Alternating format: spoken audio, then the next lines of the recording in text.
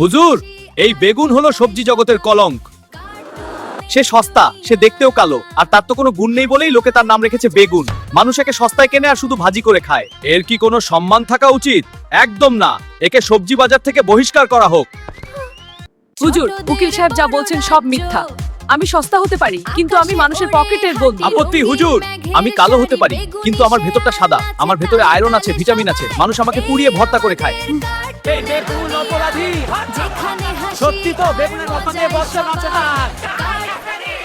হুজুর, আমার সাথে বেগুনের বন্ধুত্ব বহু পুরনো। ও ছাড়া আমার কোনো তরকারিই জমে না।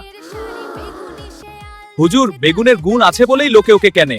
উকিল পেঁপে তো ঈর্ষা করছে। চুপ করো আলু, চুপ করো কুমড়ো। হুজুর, এদের কথা শুনবেন না। এই বেগুন শুধু তেল শুষে নেয়।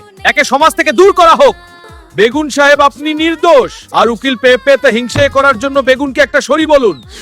সরি বন্ধু বেগুন, আসলে আমি একটু বেশি পাকা কথা বলে ফেলেছিলাম। কোনো সমস্যা নেই উকিল ভাই। আকাশে ওড়ে হাঁটি রঙিন মেঘের শাড়ি, বেগুনি শেয়াল নাচে তালে তালে সব